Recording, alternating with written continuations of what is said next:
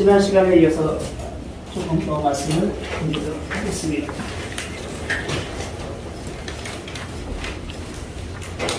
제가 이렇게 이 판사방 할 때는 강의가 끝난 다음에 시험이 있다는 겁니다.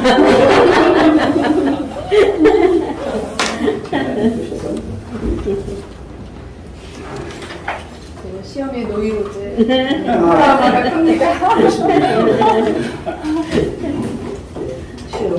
시험은 어려울 거 없습니다. 답만 맞겠으면 점수가 높아요. 근데 이제 그 답이 저렇게 많으시면 제일 힘들어요. 예, 그 답을 정답을 안 쓰고 개인적인 얘기했으니까 이제 점수가 안 나오는 겁니다. 네. 예, 오늘 말씀을 나눌 단어만 좀 나열을 해볼까 합니다. 소학이라는 이야기가 이제 제목으로 되어 있고요. 그러면 소학 그러면 어떤 그 영상이 잘 나오겠습니까? 소학이라는 글씨를 나오면 아까 우리 선생님이 돈 얘기하셨는데 돈이 먼저 생각이 나십니까? 정신이 먼저 생각이 나실 거예요. 그리고 이 소학을 배우면 돈을 잘 벌겠습니까? 돈 버는 거하고 틀렸습니까? 잘 잡아요. 같은 말씀입니다. 예. 그래서 소학하고 정신이라는 이야기를 좀 덮어보고요. 정신하고 금방 물질이라는 말이 연이어 나오게 될 것 같습니다. 정신, 물질. 그 다음에 오늘 이러한 이야기를 좀 할 겁니다.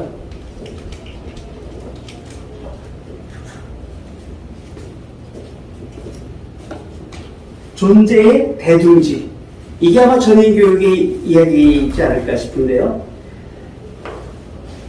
이거는 사실 옛날 이야기이기 때문에 현대 이야기로 좀 꺼내보자면 통합이라는 말로 용어가 바뀌어지고 있습니다. 왜 뭐를 통합을 할까요? 이미 여기서 쪼개졌었기 때문에 그렇습니다. 언제요? 근대화라고 하는 시절에 쪼개졌기 때문에 그렇습니다. 일단 시험을 위해서 답을 적어드린 겁니다. 이당만 적으시면 이렇게 놓고 이제 지금부터 15분입니다. 소학이라는 책이 지금 요즘에 점점 보면서 제가 굉장히 매력을 느끼고 있는 책인데요. 소학을 보다가 이제 드디어 제가 조선왕조실록까지 보기 시작했습니다. 조선왕조실록의 전체에서 어느 부분 뭐 이렇게 얘기를 못하겠지만 조선왕조실록을 열어놓고 소학이라는 단어, 효라는 단어, 제가 찾아보고 싶어하는 단어를 찾으니까 어마무시하게 쏟아져 나오더라고요. 그 왕조실록에 담겨져 있는 이야기의 스토리에 효자가 빠지면 실록 기록이 물론 아니기도 많아요. 효자가 빠지고는 이야기가 구성이 안 되고요. 교육 얘기가 나오면 소학이라는 책이 빠지고는 안 되더라고요. 물론 특정 시대에 그렇습니다.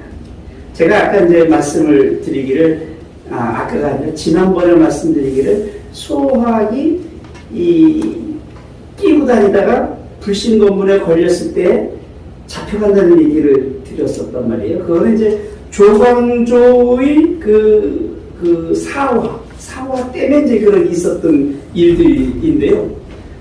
그 시기 아닌 시기 등등에 따라서 왕조실록에서 거론되는 횟수와 대상이 달라집니다. 지금 그것이 사실은 중요한 말씀은 아닌데 그만큼 많은 사람들이 예민하게 첨예하게 걸드려지던 이야기들이 소학이었다. 자, 그럼 다시 처음부터 가겠습니다. 소학이 뭐냐?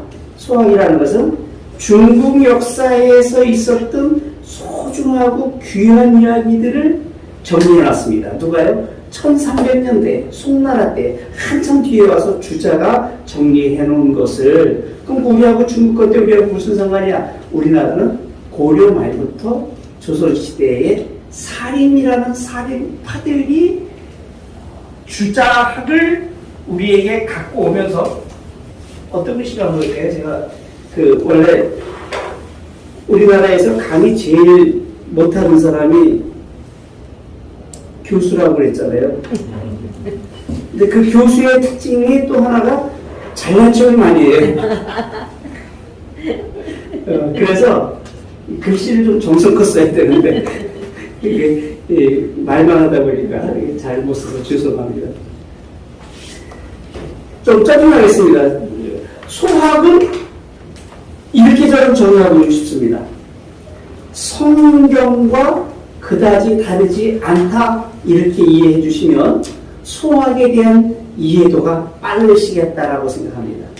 여기 목사님이 뭐 전반적으로 다 저만 빼고 다시네요. 성경이 어떤 책이십니까?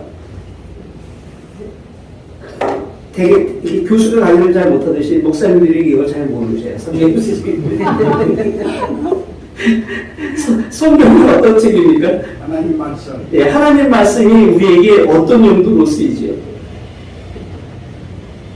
온전한 사람. 네, 뭐 어떤 말씀이든 다 맞을 것 같습니다. 생명을 살린다라고 해도 좋고요. 어떤 말씀이든 소학에다가 그 말을 붙여도 전혀 이상하지 않습니다.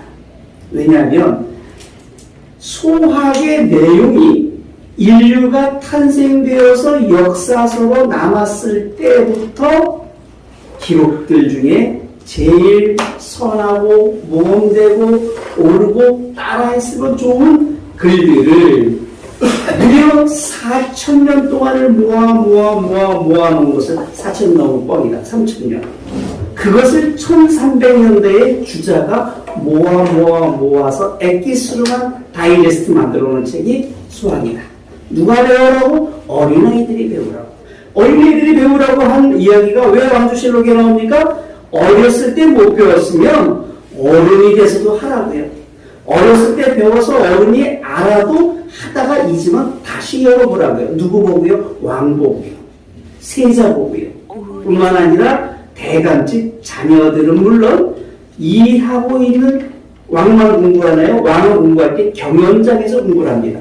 세자는 공부할 때 서연이라는 곳에서 합니다. 그때 누가 합니까? 선생님이 같이 해요. 왕의 선생님, 왕의 신하.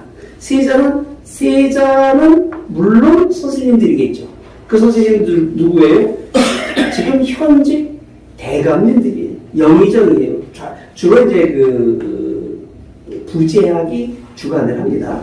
우리 부재학이라고 하면 지금으로 보면 문교부 차관이라고 할 수는 없고 서울대학교 총장 정도라고 봐도 되는 정도입니다. 그래서 부재학이 세자를 놓고 교육시킬 때 뭐를? 수학을 기본으로 합니다. 맨날 수학만 하진 않으니까요. 수학 끝나고 그 다음에 논어하고 논어 끝나고 효경하고 효경 끝나고 중용하고 중용 전에 대학을 합니다. 그래서 오늘은 제가 수학과 이어서 대학까지만 좀 잠깐 소개를 하려고 합니다. 수학은 우리의 삶의 모습에서 가장 바르고 옳고 귀한 삶을 습으로 몸으로 체득하도록 되어 있는 교본이 수학이다. 그 수학의 교본을 공부를 다 하고 나면 그 다음에 뭐 하라? 아까 잠깐 말씀드렸죠. 그 다음에 뭐 한다고요? 시험 보겠습니다. 대학. 네. 대학 가기 전에 중학교, 고등학교를 좀 가야 돼요. 그래서 논어, 효경 이런 것들을 공부하고 대학으로 들어갑니다. 그 대학은 진짜 우리 대학교에서 하는 대학과 다를 바 없습니다. 그래서 대학에서는요, 수학에서는 정신을 강조를 시키고 몸을 습득을 시켰는데 대학에서는 드디어 물질 문명을 가르치기 시작합니다. 대학에서 뭘 가르치냐면요, 재명명덕하고 재친민하고 재지어지선이니라. 그래서 덕을 밝히고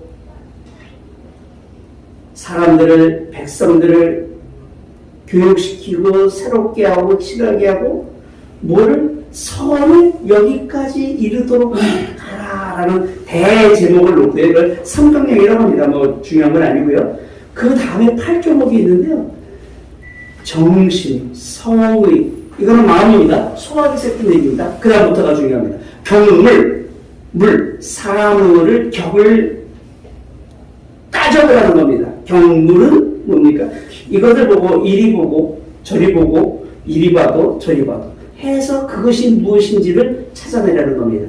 아까 성경 말씀에서 돈덩어리들이 있었다라고 하듯이 우리 고전에서요 돈 버는 방법들 교육시켰습니다. 경물 치이지. 경물은 사물들을 들여다보고 지혜를 끝까지 찾아라. 이것이 지금 창의 교육입니다. 그래서 성심, 정의, 경물, 치지. 이거 조금 생소하죠? 이제부터는 여러분 다 아시는 겁니다. 수신제가 치고 평천하. 수신제가 치고 평천하 앞에서 수신 이전에 내 마음을 다스리고 정성을 다하고 그 다음에 사물을 들여다보고 이치를 깨달아라. 경물치지. 이 교육이 우리 동양의 교육이었습니다. 바로 정신 중심의 교육이었다. 그런데 이것이요 근대화의 과정을 거치면서 어떤 일들이 나옵니까? 물질 중심으로 패러다임이 바뀌었습니다. 물질 중심 패러다임 바뀐 것이 우리에게 지금 이런 행복하고 물질 만들기에 좋은 세상을 줬습니다. 그 다음 물질이 풍부해지다 보니까 이제 무엇이 아쉽기 시작했습니까? 정신이 뭔가 부족하지 않느냐라는 생각을 해요. 누가 했습니까? 우리 김종태 선생님이 하는 거예요. 그래서 뭘 하자? 전인교육을 하자라고 지금 이렇게 우리 지금 손주들을 보셔야 될 행복을 보셔야 되는데 목사님들 여기 모셔놓고 이렇게 고생을 시키시는 근데 아마 여기 계신 우리 어르신들은 이게 재밌어서 오셨단 말이에요. 뭐가요? 이미 여러분에게는 정신이 꽉 차여 있었기 때문에 물질 보는 것이 물질이 돌처럼 보였단 말이에요. 큰 놈처럼 보여야 될 물질이 돌처럼 돈으로 이제 돈이 역시 좋은 겁니다. 돌처럼 보이다 보니까 나는 보이는데 보이지 않는 우미한 백성을 위하여 좀 한번 깨우쳐주자라는 마음을 합하신 걸로 보고요. 그러면 근대가 뭡니까? 근대가 바로 서양으로 보면 중세요. 르네상스까지 볼 수 있고요. 바로 소학이 만들어진 시대가 근대라고 지금 제가 말씀드리면 여러분 동의하실까요?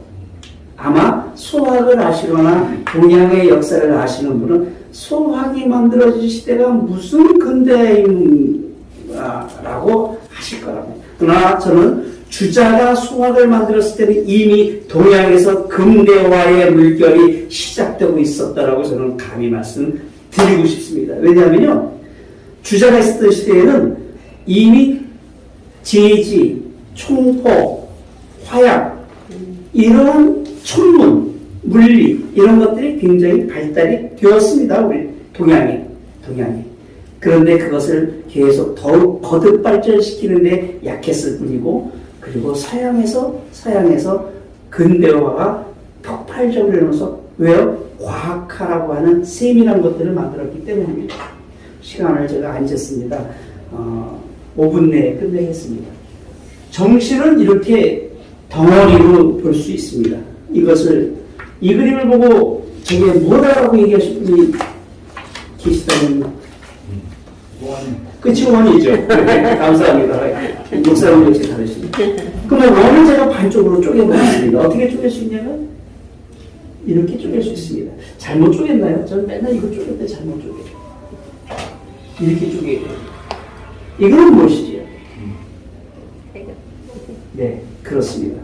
크게 말씀해 주십시오. 뭐라고요? 네, 태그. 태그는 뭐냐면 음이고 양입니다. 음이 도르니까 양이 된 거고요. 양이 다시 도르니까 뭐가 돼요? 음이 되고. 이렇게 한 번씩 뒤집고 바뀌면서 낮과 밤이 생기고 동과 서가 생기듯이 하나가 만들어지고 그 다음 물질을 만들어내고 하나가 만들어서 만들어내고 합니다.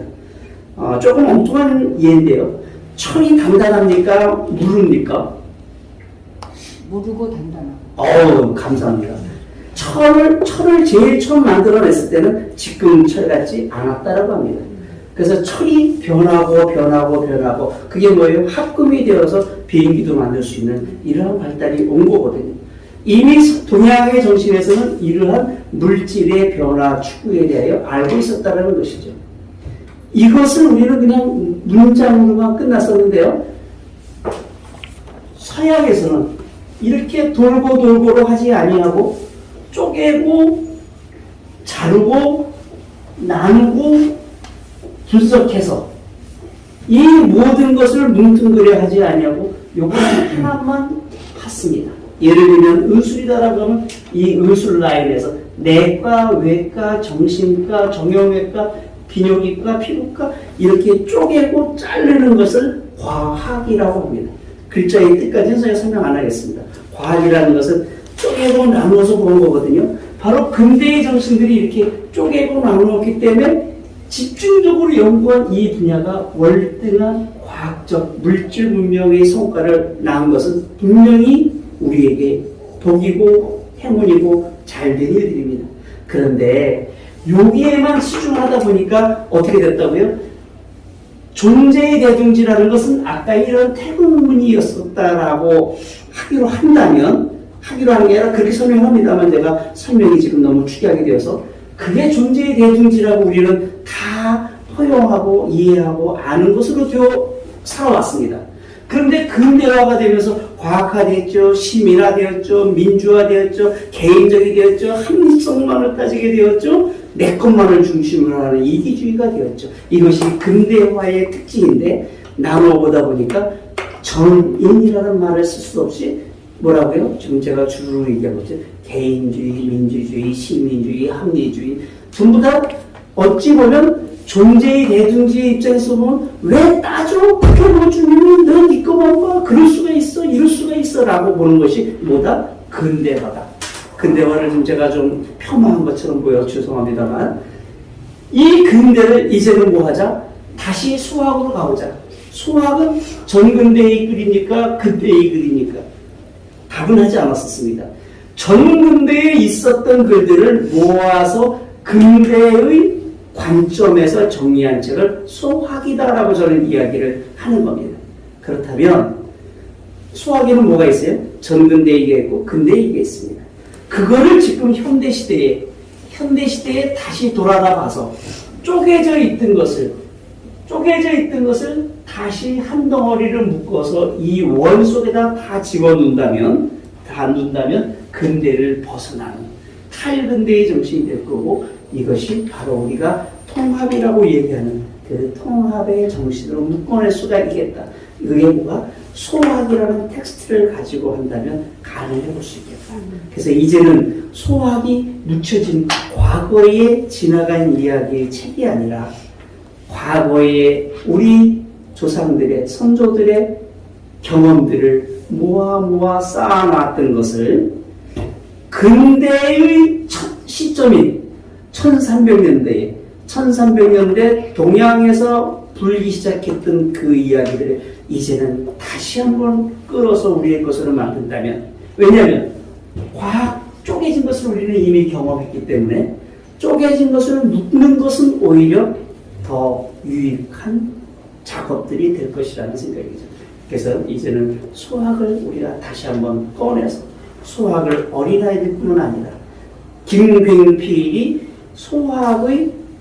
수학동자라고 해서 수학을 굉장히 중요시 여긴 조선시대의 어르신입니다. 유학자입니다. 김병필이 이렇게 얘기를 해요. 수학을 어렸을 때 미처 알지 못해서 못 봤다면 그때 당시 나이가 35입니다. 나는 35인 이날까지도 여전히 수학을 배우고 있다. 어렸을 때부터 공부한 분이에요. 그러니 이 책을 보는 데는 불과 6개월이면 가능할 것이다. 그것만 전달해 보는 거예요. 지금 같으면 이틀이면 됩니다. 이틀 동안 한번 읽어보고 그것을 내 것으로 만들어 보는 것도 괜찮지 않겠냐라는 것을 이미 1400년대에 김병필이라고 하는 우리나라의 대유학자가 한 이야기를 지금 이 시간에 한번 다시 생각을 해본다라는 말씀으로 마치겠습니다. 감사합니다. 네. 수학에 대한 강의를 잘 해주셨는데 혹시 질문 받도록 하겠습니다. 질문 한 2분 정도 받아보겠습니다.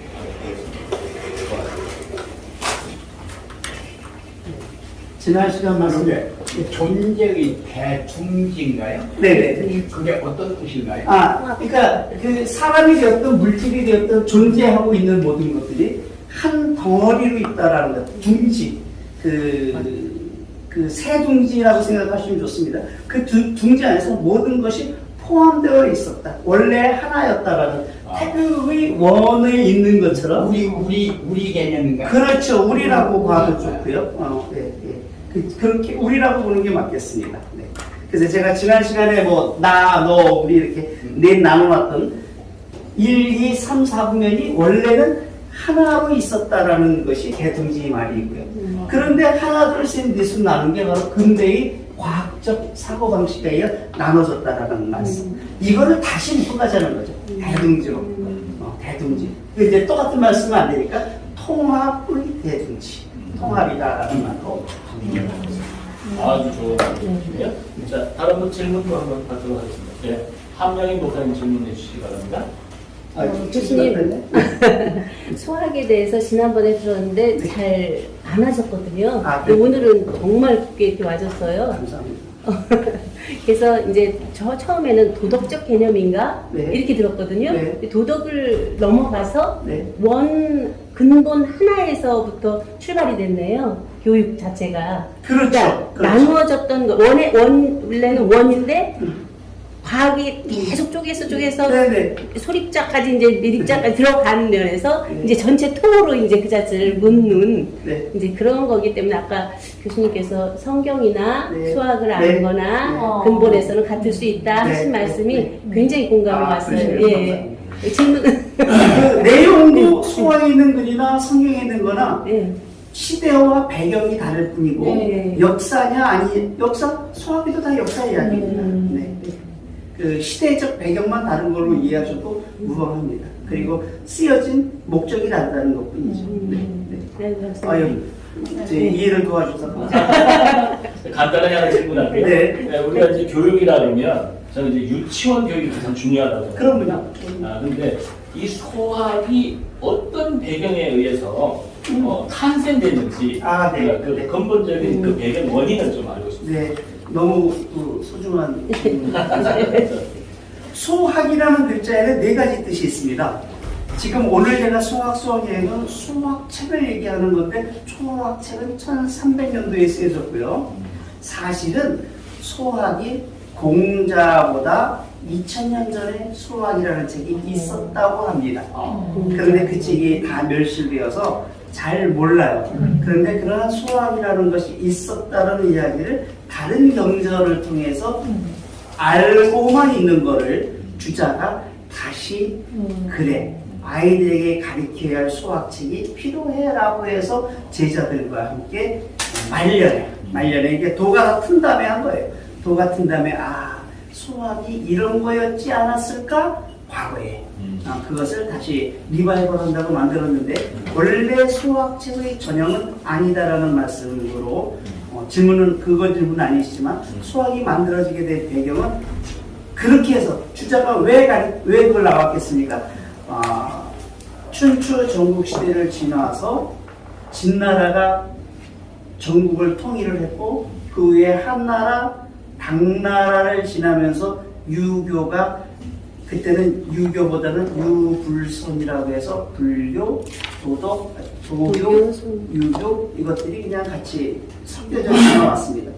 주자는 성리학이라는 성증리를 줄인 건데 이때부터는 중국에서 철학이 형이 상하게 됩니다. 주자부터. 주자 이전에는요 선진유학이라고 얘기를 합니다. 물론 이제 진나라 이후지만서도 주자하고 주자 이전에 북송고자라는 학자들이 있는데 그 사람들이 유학, 공자학을 철학적 관점에서 공부하기 이전에는요 그냥 공자왈, 맹자왈로 왔는데 주자가 그때부터 철학을 생각을 한 겁니다. 철학을 생각하면서 아까 말씀드린 경물치지라고 하는 세상 살아가는 이치를 깨닫게 하는 그래서 아까 근대화의 시점을 주자라고 얘기하고 있습니다. 근대화를 하기 위하여 주자가 어린아이 교육부터 해야 되겠다. 그래서 수학이 바로 8살부터 15살이라고 되어 있는데요. 8살 이전에는 천자문 같은 거, 경목욕을 이건 우리나라 얘기입니다만 글자 깨우치는 몽학서적을 한 다음에 수학으로 들어오는 그래서 이거는 초등학교, 중학교 교재입니다. 그러시군요. 예. 자, 혹시 하나만 더 질문 드릴게요. 우리가 이제 한국 멘토링 협회에서 지금 하고 있는 우리 전인교육인데 소학이라는 한 부분들을 가지고 어떻게 우리가 전인화 시킬 수 있을까? 온전한 사람으로 만들 수 있을까? 정말 간단하게 한번 말씀해 주시죠. 아, 제가, 예, 예. 아, 예. 그 사용 방법. 어떻게 하면 네. 이 소학의 그 내용을 가지고 네. 어떻게 활용하면 네, 네. 한 사람이 전인화 될 수 네, 있을까? 우선 책을 읽어야죠. 어. 수학을 읽어야 되고요. 근데 수학을 읽는 것이 쉽지 않을 겁니다. 네. 그리고 읽은들 어쩌라고. 어쩌라고. 그렇게 될 겁니다. 그래서 이렇게 하라고 제가 소학 코칭이라는 책을 사실 오늘 제가 한 번씩 갖다 드리려고 했는데요. 못 갖고 왔어요. 이거 언제든지 뭐 시간 되니까. 소학 코칭이라고 하는 것은 우리 멘토링 회장님이시자 코칭계의 또 그 거목이세요. 그래서 코칭이라는 멘토링과 코칭을 좀 또 나눠 설명할 수 있을 텐데 코칭은 누가 코치가 옆에 있어도 좋고요. 스스로 하는 셀프 코치여도 좋습니다. 그래서 수학은 셀프 코치가 이렇게 훨씬 맞다라고 보여서 셀프 코칭 할 수 있는 소학 코칭. 수학에 있는 구절들을 내가 익히고 습이되어서 날아갈 수 있을 때까지 혼자 할 수 있는 셀프 코칭의 방법으로 드디어 이제 곧 출간이 될 겁니다. 이제 연습 출간은 되어 있는데 그것을 조금 더 잘 만들어서 나올 거고요. 그 관련된 책들은 제가 다음번 올 때는 좀 한번 들고 오겠습니다. 예, 예, 큰 박수 부탁드립니다.